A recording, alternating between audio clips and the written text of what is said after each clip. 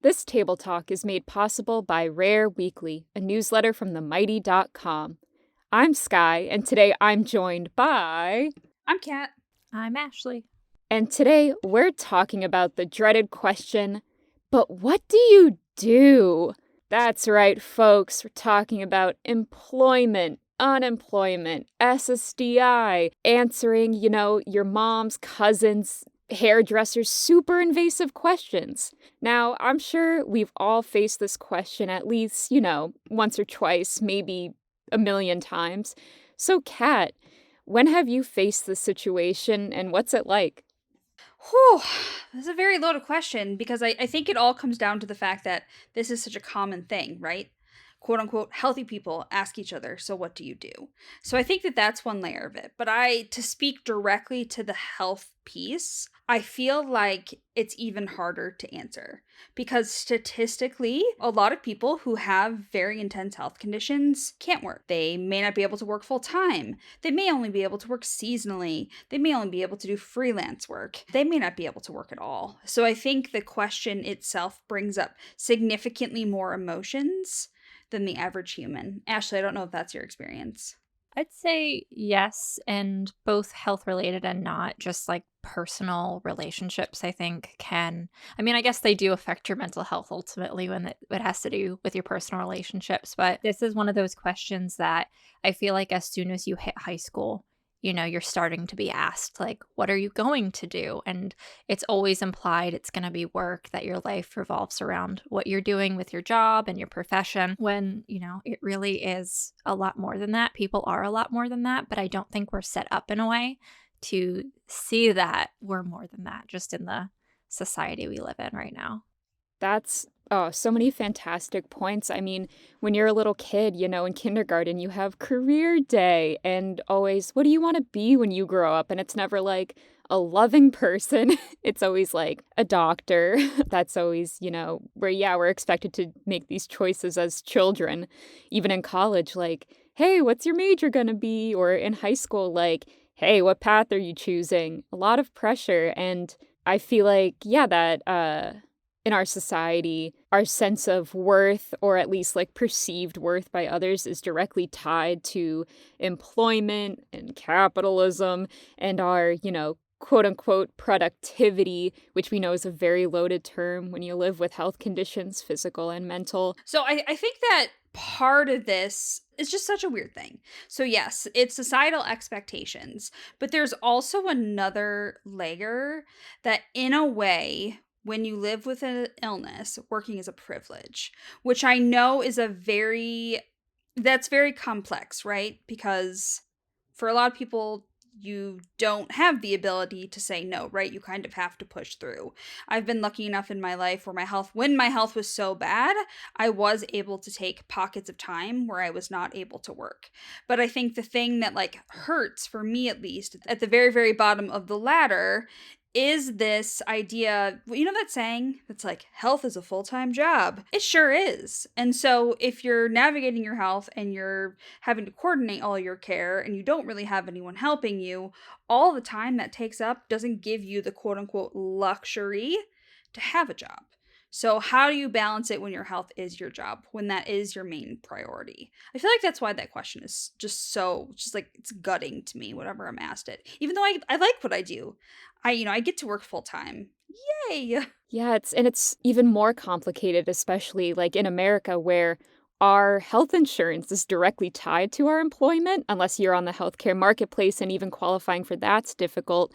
And then applying for SDI, disability insurance or supplemental security income, two separate things, by the way. That's another episode entirely. But even applying for those takes so long, and it's made to kind of wear you out and make you like not able to apply. And even like applying for that is a privilege in many ways. I know I feel a lot of pressure personally, like at times when wasn't like well enough to work full time, whether it be from like mental or physical health goings on. I felt that pressure because I was like, oh, Medicaid doesn't cover everything I need. I can't do all the things I need to take care of my health to eventually maybe return to work, but I need that health insurance to cover all those things to help me work. And it's been a big old catch-22.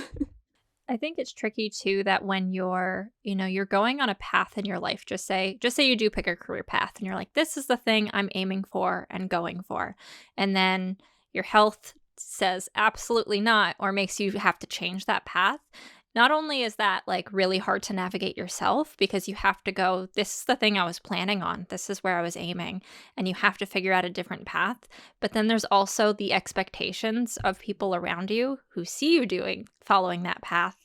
And maybe they see from their perspective that you look okay, but you can't really get them to understand like why you have to make that swap for your own health, because it might not seem visible why that needs to happen. So like for example, for me, I went to college for cinema production, and I really really thought I was going to follow a career path where I was on sets every single day, that kind of thing. But with my cancer diagnosis and then developing chronic fatigue from that, being on my feet for 8+ hours a day is just not a realistic expectation that I can put on myself. And so I still get a lot of comments about, ooh, you know this person, they could get you in there. You know that one. I'm like, I know I do. But I also need to be realistic that if I do that, that will become my entire life. I will have no energy for anything else. And I want life to be more than just working if I can. I think that's it. I think that that's the core of it. That's something that you mentioned that is often neglected, which is the idea that, like, so if you do have illness or disability and you do work, it gives the very false illusion that you're feeling great. And I feel like this is what I've been experiencing a lot lately because I am still recovering from this darn emergency surgery that I had. And every time someone goes, oh, but you're working again, that means you're feeling great. And I'm like, absolute lies. One, I needed to go back to work for financial health, but also my mental health because I was feeling a little cooped up. So I think that. Yeah, and I really appreciate, Ashley, that point you brought up of like, oh, well, I was on this path. And then, as someone who's dropped out of grad school twice, the first time I I thought I was going to be there, for like the next decade of my life. I was like, I will be an academic. I will be doing archaeological field work.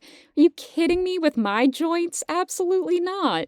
I feel like also tied to the, but what do you do? Question is that like grieving process all over again of coping with being or living with these illnesses and having to remind yourself, hey, my life doesn't look typical or whatever. I know that back in my having a romantic relationship times, we would go out on quote unquote Thanksgiving Eve.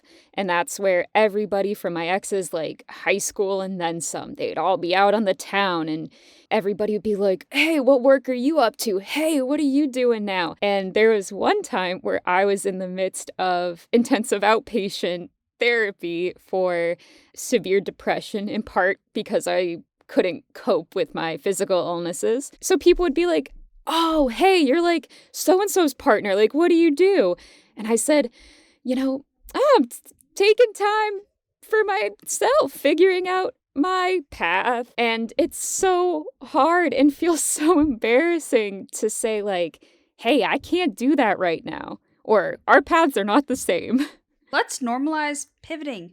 It's not a bad thing. Making all of these decisions, that's why I always have like some conflictive opinions about like college and deciding the path you want to go on when your brain is still forming. Like, it's okay. I went to school for journalism and kind of found my way into doing community work. And hey, it's all right. I think I actually like it more. And that has nothing to do with my health and has everything to do with the fact that, like, we're all changing and we're all growing as people. One thing I wanted to bring up, though, because I think it's, like, such a sweet little turn of phrase, is I have a friend who's very, very familiar with my health. We were roommates for 7 years.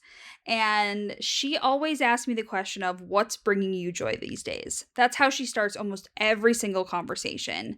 And it's really stuck with me because I can answer that conversation no matter what the day is, right? Doesn't matter if I did or didn't work. It doesn't matter if I have a migraine. I usually can try and find one thing that found me joy, or if there is no joy, I probably will say that, but it feels like so much more of an accessible conversation starter. It doesn't drudge up all of these feelings I have around employment or around finances or anything like that. So let's start asking each other that more. I like it. I also think it talks to you as a full person and not just a person who does a job that you're asking about. Like that question allows you to talk about the other things where what do you do really just does imply how do you fit into our capitalist society today, which, like you said, can bring up a lot of emotions. We change, we grow, everything can change around that, but what brings us joy, that changes too, but it looks at us at a whole versus at that really specific job intersection. Yeah, I love that question so much. I'm definitely going to start asking it. And I think that also speaks to, the ever elusive like work-life balance where, when you live with conditions. LOL. What is work-life balance for I reals? know we're all working multiple jobs, like between work, and then, taking care of ourselves, hopefully. It's exhausting. And I think that also speaks to there's so many different ways like we can burn out. Like I know I've burnt out on being a patient a lot, fighting doctors and insurance and trying to seek adequate care. That's exhausting. And then I've also burnt out even like pre-diagnoses, especially because I didn't know what was wrong with me. I was like, oh, I burnt out doing an AmeriCorps program and I had to leave because of illness. Like, it's easier for us to, we have all these compounding factors that could lead to burnout. So I do want to, moving forward, definitely want to focus on the what's bringing you joy right now. Well, we love that question. Unfortunately, I guess we are going to have to answer at one point or another but what do you do? Do either of you have any tips for when you get asked that? I say right back to them, so what do you do? And sometimes I will honestly answer. Like, I feel so much better being, truthfully, being asked about work when it's people that are very familiar with my health. Because this job that I have does take a lot of my energy. It's where a lot of my time is spent. So I don't mind being asked that. But when someone that I haven't talked to for a long time, or I meet a stranger, I just, usually tell a joke. Tell them that I love laying on the couch. Like I just really make it a point to kind of show that I'm not the biggest fan that you asked me that question. Ashley, I know you love a little snark. For sure. I think I've had a really complicated relationship with this question because most of the time it was asked to me by people in my family who would only talk to me when we had family gatherings. And that was the way that they started the conversation because, we didn't talk outside of that. We weren't close. And so for them, it was a safe way to like enter a conversation when for me, I just don't like that sort of conversation. So I have to like do my best to hold back the snark in that moment, but a lot of the time it comes out or it comes out really short because also the reality of being a person in the complex world we are today, jobs aren't really clear cut and they're not as easy to explain as they may. When I was 16, I was a lifeguard. That was easy. Y'all know what I mean by that. I don't want to get into the drudges of what I do every day. It's exhausting for me as well. And so I just give them the shortest answer that makes the most sense and tend to move on because I just don't want to spend the time on it. And because of how I answer, it's pretty clear, I think, that I don't want to talk about it.